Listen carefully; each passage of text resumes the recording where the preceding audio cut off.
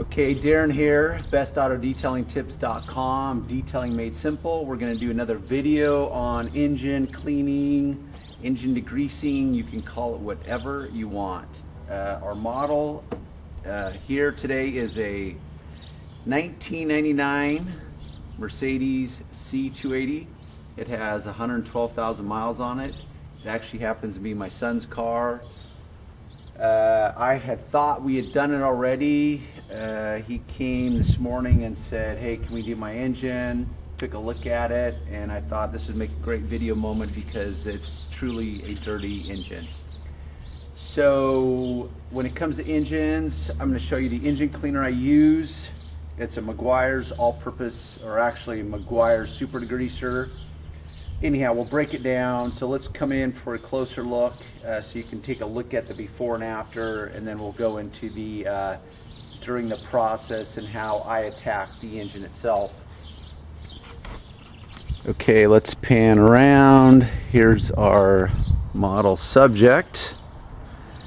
And the lighting is ideal this morning because we have morning light and everything is just exposed, which is one of the reasons I prefer to work in the direct sunlight, because it just exposes everything. Anyhow, so a couple things. First off, on this engine, we notice we have what's called a felt padded liner. Now in many cars, this will be completely exposed. There will be no liner. It will be all metal. And the lighter the color of your car is, the more the dirt will show. So the felt padding is easy because it's covering up most of the underside of the hood. But it is still dirty, you can tell, and we still need to clean it. It will just be easier to clean than if it was all bare metal. But if you look up here, there you can see lots of dirt, and there's some thick stuff. You know, so it depends on how detailed you want to get.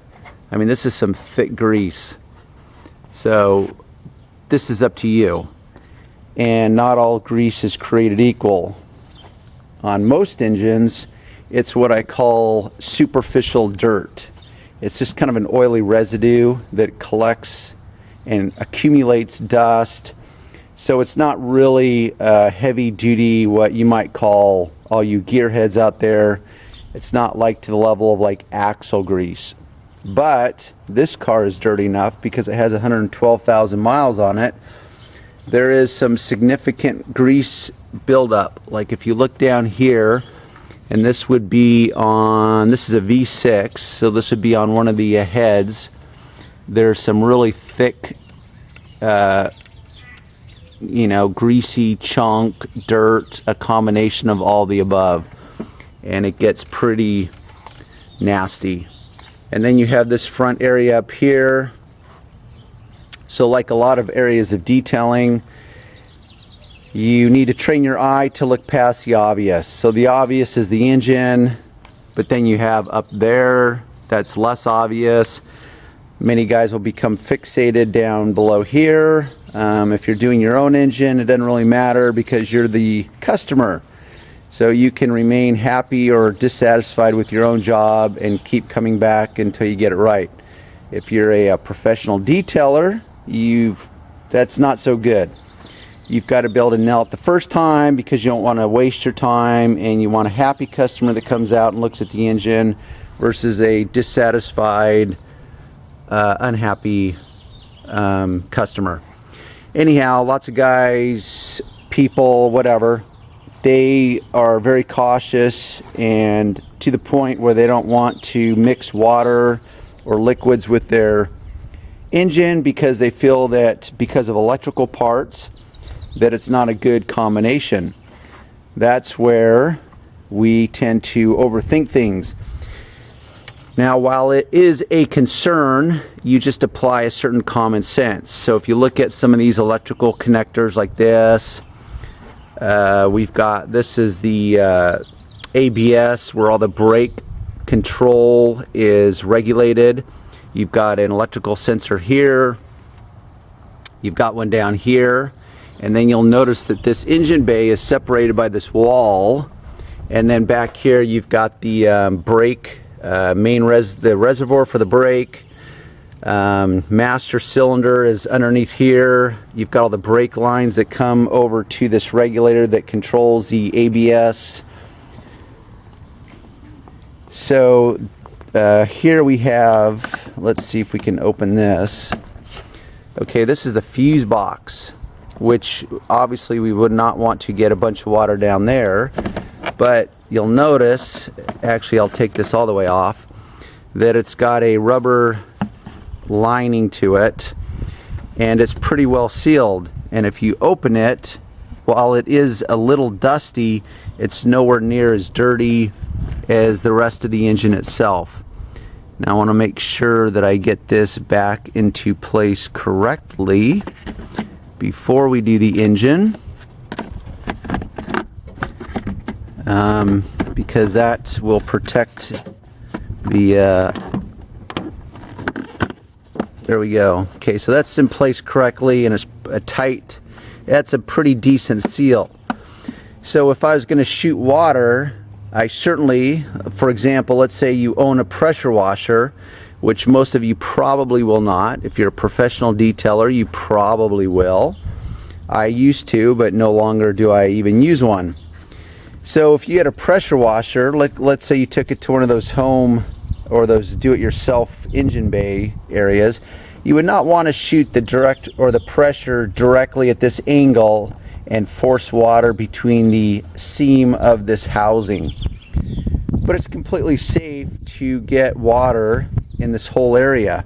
You've got another electrical connector here, and one of the things with the electrical connectors is that they are pretty well, I'm trying to take this off and I can't because they're sealed that well.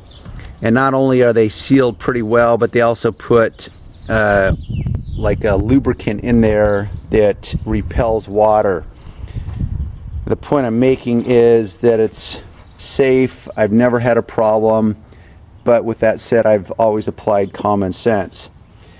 So to actually do the engine, couple things. I don't ever work on a completely hot engine.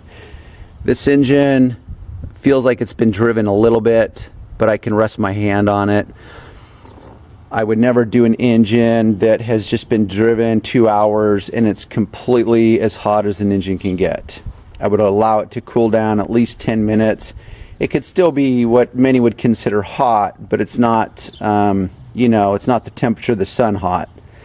So I do prefer a cool engine, only for the fact that my degreaser, when I spray it on the engine, is not going to dry instantly. So that's one of the benefits of doing an engine while it is cool. You have more time to work with the degreaser before it starts drying. Once it starts drying, basically the chemical reaction stops working.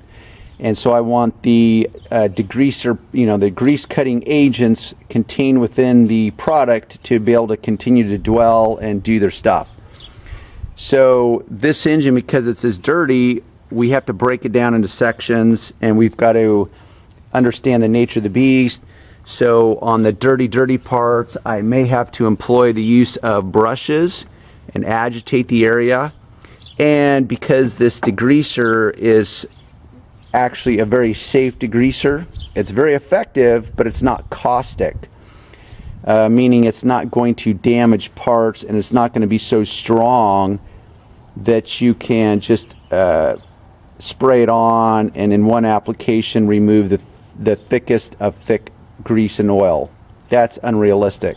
I actually do have a natural product I'm going to use on this because it will break down actual grease better than this degreaser will, and it's a completely natural product. So when assessing your engine, you've got to look at the various parts that will require extra attention. So we've got up here, and we always start at the top, because as you rinse, guess where all that dirty water is going to go? It's going to go down here. So we don't want to start here and then go back up there, because then we're going to get our clean engine dirty again. So you do need to kind of pull back, assess the situation, formulate a strategy, and then work from there. So I've got my degreaser, I've got my handle, I've got my extension scrubber, which I'm going to show you a different one on my website. I'm not really a big fan of this. You can see how it's kind of matted down. It really is a inferior scrub brush because it doesn't hold up. This one I've been using for well over a year on wheels and engines, and notice how the bristles continue to retain their shape. That's a good indicator of a quality brush. So I'll show you those brushes on my website. Anyhow, I'm also going to grab that other cleaner, and maybe I'll even show you that. So I'm going to pause this and we'll come back. Okay, I've got my, what is this called? It's called Rapid Remover. And ironically, if you want to call it that, it actually comes from the adhesive, the vinyl graphic industry, and I use it as an adhesive remover because it is so effective at breaking down sticky, gooey adhesive. I actually use it as a degreaser, and I'm spraying it, and you can see that I'm just spraying it in this section, and already it like literally dissolves and breaks down that gunk before I even get it wet. The degreaser that I use, the Meguiar's, and most any other degreasers would not be that effective already, and it's perfectly safe for paint. So I'm going to spray it up here and really let it allow a little bit of what's called dwell time.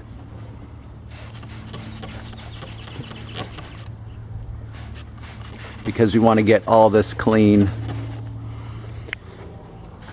And because it is just that thick, we will have to still do some agitating. So I'm going to pan up here, and now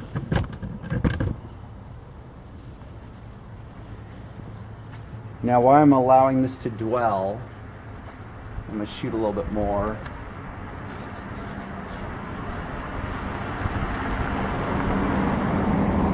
I'm allowing this to dwell in the heavy duty areas,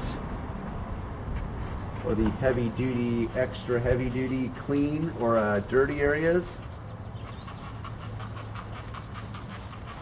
I'm going to show you a little something. Now this engine, because it's as dirty as it is, I've got my super degreaser here. You can really wear out your hand. I know it sounds retarded, but it just is the reality that you have to do a lot of spraying in order to completely saturate this engine.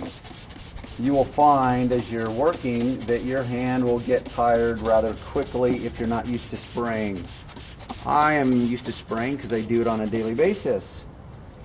Many you will find that your hand will get very tired. So there's the other option, which is this. And it's just a regular pressurized container that is often used for like pest control and weed control, whatever. I simply put my pre-diluted degreaser in here, pump it up, and now suddenly I can cover an entire engine in a matter of minutes. And I completely saturate all the parts, all the way up to the windshield.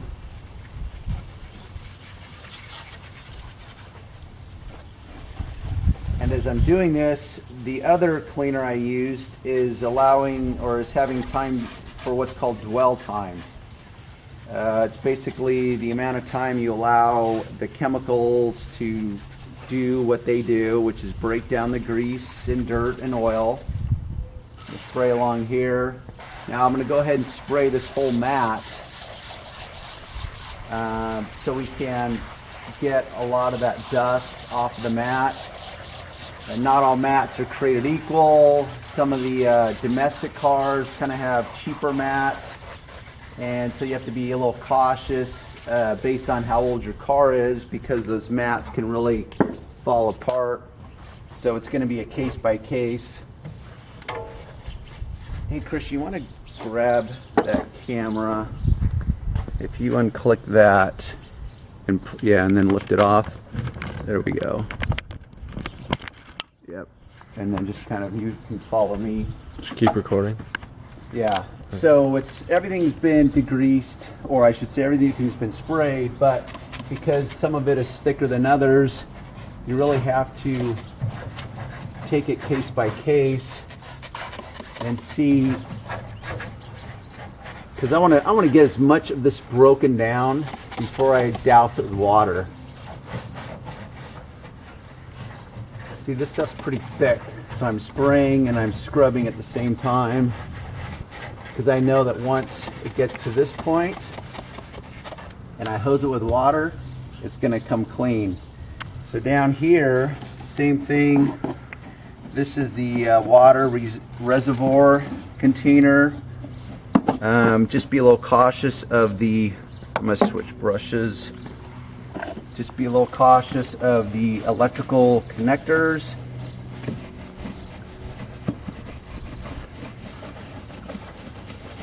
Actually, this is actually just the reservoir for the wiper blade, windshield washer fluid, whatever you want to call it.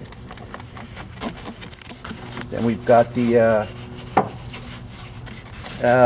cross member that's actually metal for the front of the engine. You've got dirt that gets into the light assembly. Really just goes on and on when it comes to engines, because there's so many parts to them, and this engine really was pretty dirty. Notice these electrical, what almost looks like bare wires here. I don't really know what they are, but I'm not concerned, because if they're bare like that, it's probably a ground wire for something else, and it's just not critical. Now this car has its battery contained in the trunk. So just so you know, the electrical current that runs through your car is not the same electrical current that runs through your house. So you cannot get electrocuted from your car. At best, what you can do is what's called arcing.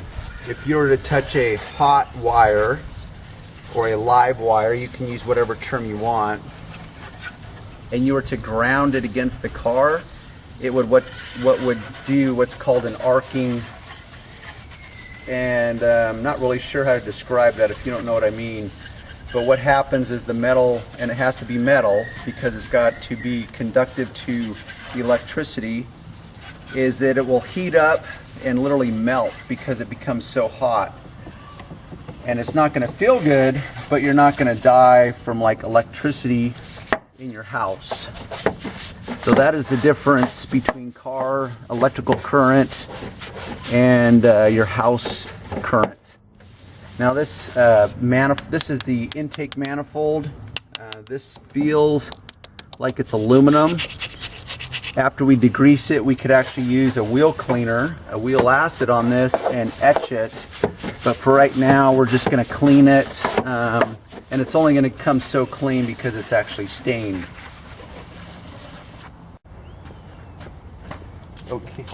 Okay, as you can see, probably should have worn gloves. This was such an impromptu moment. I was not completely prepared. Anyhow, because this engine was so dirty, what I've done is I've just gone around to the various points and made sure I broke down the grease well enough, case by case, section by section, so that now, because the degreaser is actually beginning to dry and the grease and dirt is starting to kind of form up again. So now that I've treated those areas and I've broken it down with a brush, now all I do is I douse the entire engine once again with the greaser so that it reactivates all the areas before I hose it off. Now, like I said, most of you probably will not have a pressure washer, and I don't even use one because with the right tools and the right product, you can get the same type of results. Now, would it be a little easier with a pressure washer at this point? Yes, it would. But for me, all the problems associated with carrying around gasoline and servicing a pressure washer and go down the list, it's just not worth it to me anymore. So now I just do this. And honestly, most of the cars I do, their engines aren't this dirty. So everything is wet. And like I said, we start up here. Is that even? Let's see. Let's tilt that up there.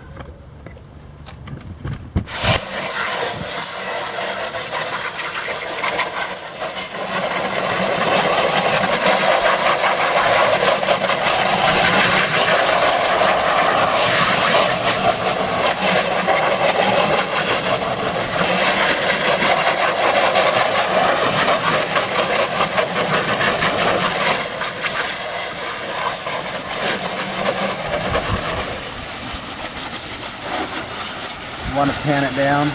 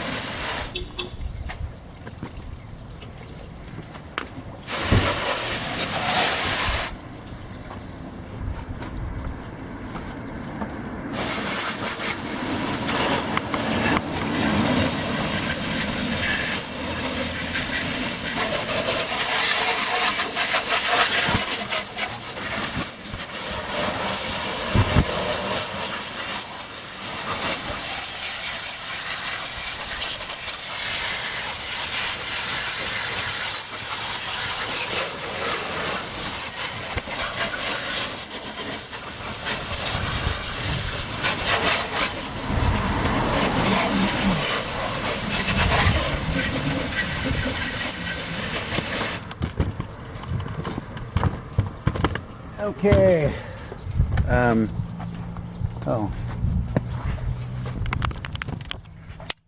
Let's go in for a look now. Everything has been hosed off. Now, a couple things. I think you could tell that I used more than enough water. I did not pull back on the use of the water at all. We've got our fuse box. It's completely saturated with water, but I know it's still protected because it's got a tight seal on it. All the electrical connectors, no big deal. If we look down in here, we can see that it's basically 99% clean now. If you recall, this area of the engine was very thick. This is probably the thickest part of the engine as far as the grease. Totally clean. So I covered every area, used degreaser, used water on every area. If we look up here, look how clean this came, because I agitated and broke down the grease first before I rinsed it off. We've got our felt mat insulating. This is for insulation, by the way, just in case you're wondering, for noise and heat. Anyhow, so let's see, there's a couple things I want to make. At this point, we double check our engine, make sure there's no areas that we have missed. I'm going to give this a thumbs up as far as acceptability. This degreaser is not caustic, so even if it gets on the paint, if it dries, you can simply hose it off. As I'm working, I hose off the dirt off the fenders, I hose the dirt off the windshield, and because you obviously make a big mess on the front end of your car, it is best to do this first before you proceed with the rest of your detailing work. At this point, what we're going to do is we're going to blow it off with a leaf blower. which we'll get. We'll do that and we'll start it up and go from there. Okay, right now Christian, which is the proud owner of this car, is wiping down the excess water that's remaining on the windshield, the hood, the fenders, just to keep it from spotting up. I have the leaf blower, which is here. Now when it comes to leaf blowers, size does matter because it's all about velocity. So the bigger the leaf blower, the more velocity, the more volume of air that can be generated and will come out the nozzle. So just like I paid closer attention to what I call the more sensitive or delicate areas that are prone to be a problem, if we're going to call it that, I'm going to do the same thing with the leaf blower. So I'm going to pay special attention. My first goal is to remove any standing water, because based on your engine there will be areas that the water will actually pool up. That will be my first main areas, to make sure all those pooled up areas are completely blown free of any standing water. The second main concern will be all the electrical connectors, the fuse box, any electrical connector that I go around and I see, I'm going to make sure I'm going to blow up very thoroughly. Now, as an added note, like for example, if you're familiar to what an alternator is, that's the thing that produces the current that keeps the battery recharged as you're driving and so forth. It's contained with all kinds of metal interwoven parts. It's hard to describe if you don't know what one is. Point is a lot of people are familiar with it and they become even overly cautious of it. The point I'm trying to illustrate is that indeed it gets very wet. It's no big deal. It's not a problem, but it is one of the components that I will make sure I blow out very specifically. So I'm going to just blow this engine and then we're going to start it up and then we can have a further discussion from there.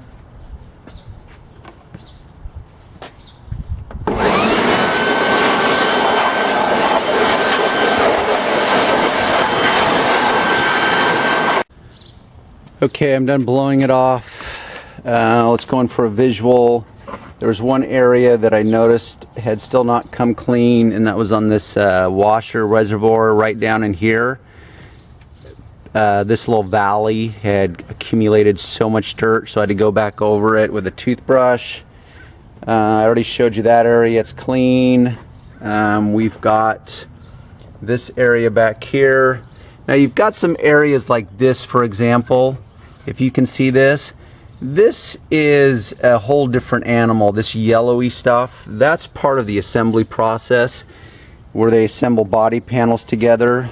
If you really want to be detailed oriented, you could spend some extra time, but it would require the use of some heavy duty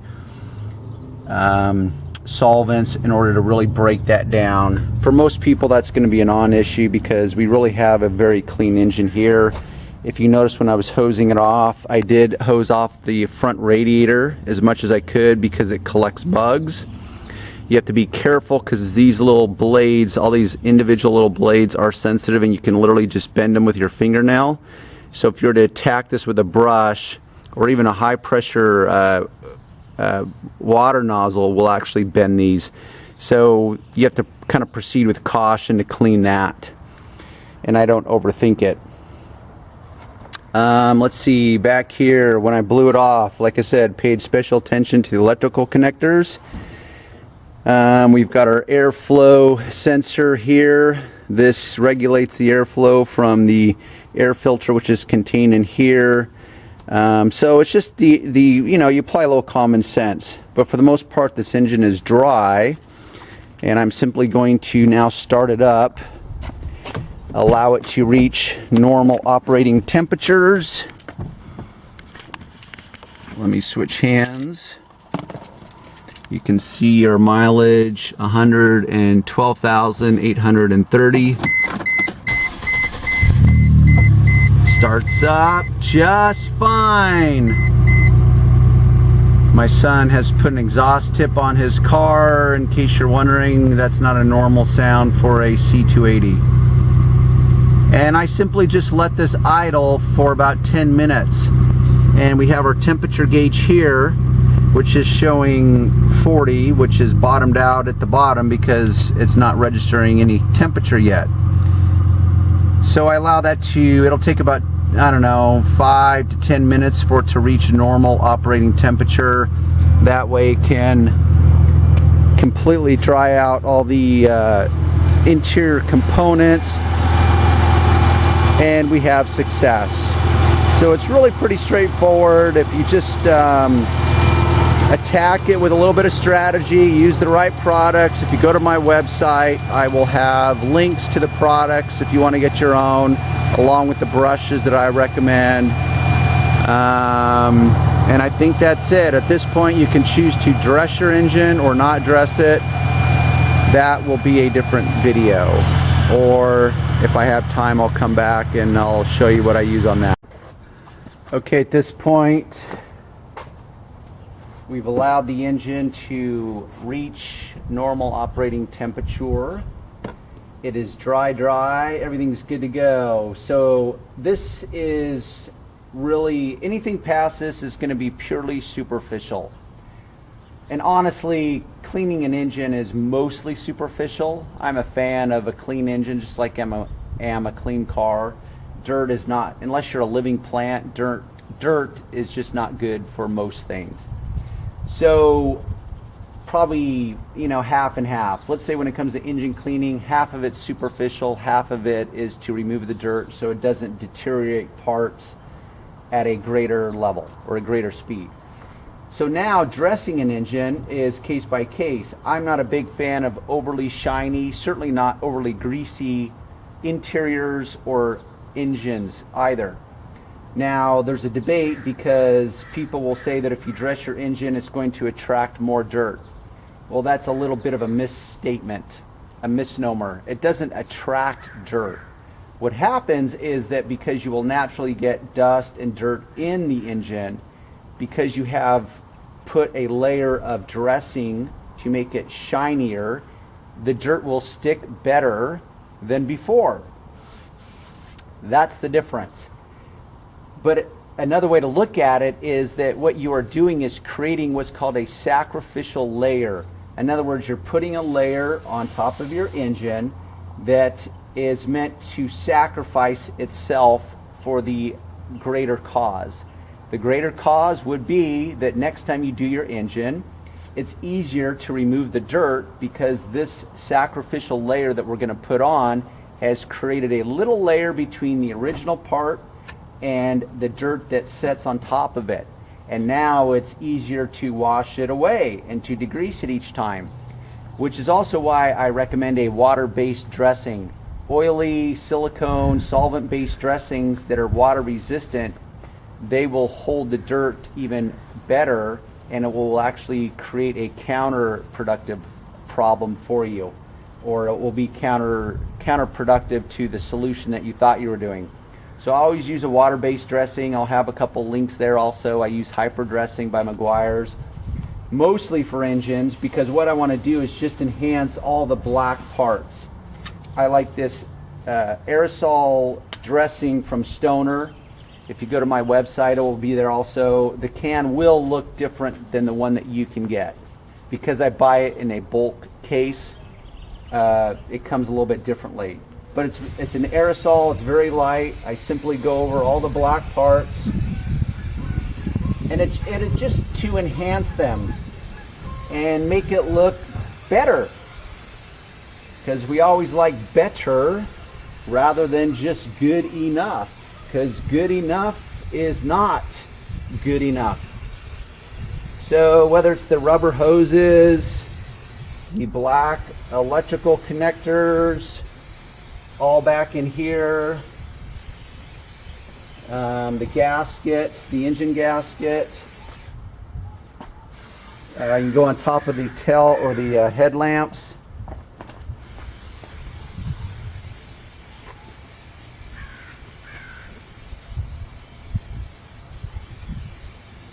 Now, not all black parts will respond the same to this because plastics come in many Actually, plastics and rubber come in endless configurations and formulations.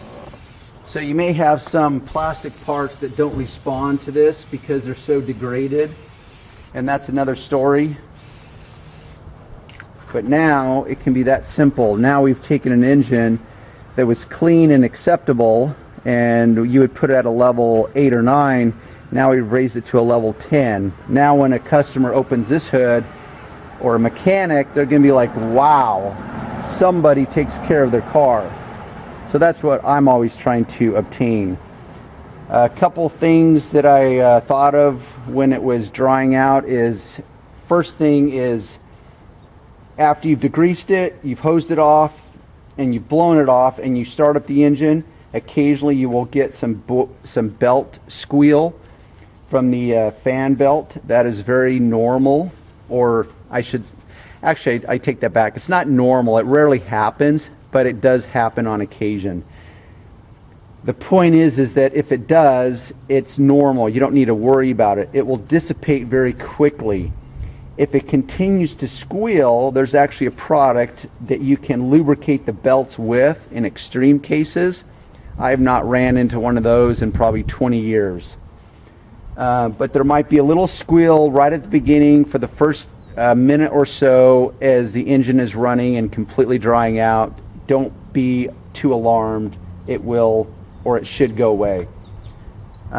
Second thing is if you do have a felt padding, because it's so porous, this is still very wet and will continue to drip for a very, very long time.